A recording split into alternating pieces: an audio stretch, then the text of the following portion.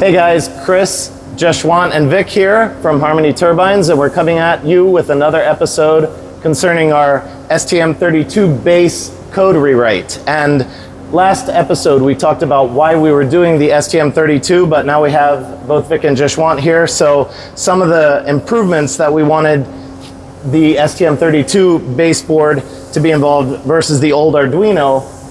Actually, there's a lot of them. Why don't you guys tell some of the benefits of moving to STM32? So basically, Arduino is just for like prototyping small little projects, while STM is used for like more industrial, bigger projects. And then also on top of that, it has better memory.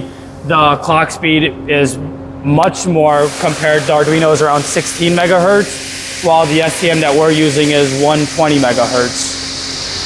Am I missing anything? Nope, that's it. And Jeshwanth, you've used STM32 in other projects that you've done, right? Yeah, I have much experience with STM32 because like in my masters and my bachelors I use STM32 for Tetris project, which is much powerful than ESP, Raspberry Pi or Arduino.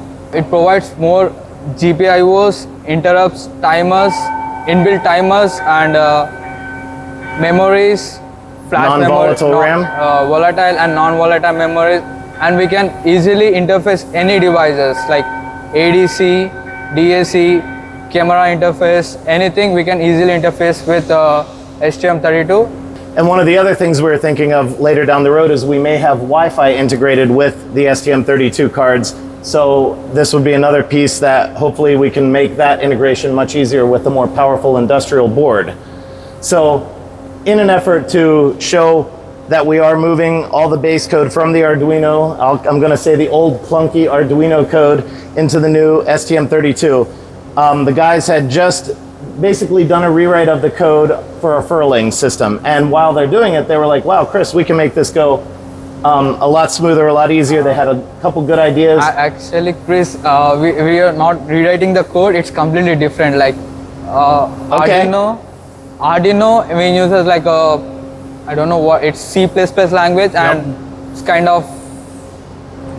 It's also using its own... It's very easy for beginner friendly, but STM32, the coding is very complex and we use bare metal register level type of coding. Okay, so it's a totally proprietary programming language for STM32. So we started but it's probably from the a lot more scratch. efficient. Yeah. Yes. We started from the scratch Yep. for the furling code. Okay, so this is really cool because what it means is we have our own proprietary code now, our own code base for this. And in the end, what the STM32 card is going to be doing is controlling all of our furling, and then that card is also going to be used for doing our charge control. Yep. Yes. So everything's going to be integrated onto one industrial board, and those industrial boards have been vetted and tested in thousands, millions of applications around the world. Yep.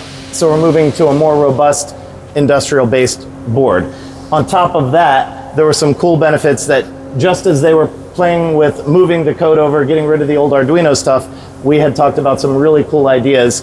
We're going to just show you, not that we couldn't have done this in Arduino, but just some of the things that we're talking about is when we begin furling in, you would need the most power when you're fully extended, when you're fully open. And as you begin pulling in from that fully open state, we would begin furling in a very powerful, less step scenario. Yes. Because the less steps you have, the more power you have. But then as we get further and further in, we can speed up. So we're going to actually incorporate that into the code where we didn't even do that at all or consider doing that with the Arduino. So with the old Arduino, we just had it set up that it was furling and it had no intelligence behind it really. We were going to write code that was going to allow it to furl at different states, but the noise you're hearing is actually the stepper motor going slowly right now. And it's squeaking because it's going so slowly. It took about 30 seconds for it to fully open and fully close. Wow, that's almost crazy. And you also have to hold on to the button the whole time. Yeah, now the logic would take care of that. Yep. And when it closes, it doesn't know it's closed, so that's the buzzing that you hear. We're gonna open back up. That's annoying. That is literally like electronic chatter coming from the servo motor because of the Arduino. Yep.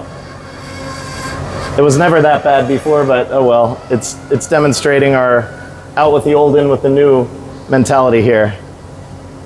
All right, so we are, there we go, fully open. Now we're gonna take the Arduino out of the way. And here's the new STM32. We're just gonna, okay. So with the new STM32, one click, all we've done is replace the Arduino with the STM32 and the new code base and the intelligence that they already built into it. And that is real time, guys, so. Now, like I said, we're gonna build code into it so it starts out slowly and has a lot more power, but then speeds up as it gets closed. Yep.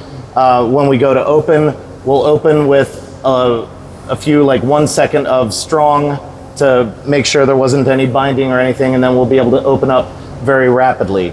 So there's all kinds of cool things that we're gonna start incorporating into the furling code here as we move forward. But clearly you can see that we have, within a week, the STM32 base code is already up to doing everything that the old one was, plus more.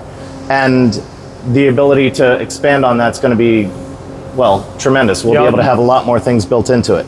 So just wanted to give you a snapshot of where we're at, where this new code base is going, where the new development board is going, and what we're doing here at Harmony to push forward with the development every single day. So these guys are on board for a very specific and necessary purpose. This is just one of the many things that they're tasked with doing, and getting it, you know, basically all of these things have to be brought together into one homogeneous system that's going to enable you, our end customers, to have a smooth, reliable, easy to use, easy to understand system that in the end we hope to be as foolproof as possible, as efficient and reliable as possible. You know, that's our goal here at Harmony. So thank you to all of our viewers, our followers, our investors, our Patreon subscribers. Thank you to everyone out there who makes this possible. Guys, if you love what we're doing here at Harmony Turbines, if you love the morals and the logic behind our company, if you love where we're going with this process, how we're showing you everything that we're doing, every single thing that we can show you, we are showing you. We're not hiding anything. We're showing you the good, the bad, the ugly, all of it. That's what we're about here. And in many ways, I'd like to challenge all the other companies out there that are developing new products to be on the same level as what we're doing with exposure, with showing what we're doing, showing it to the public.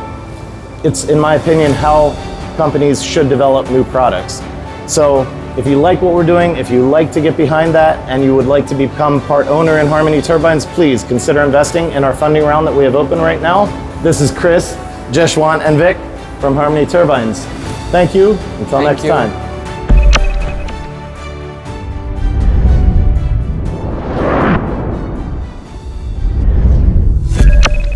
Harmony Turbines. We now have the power to change the world.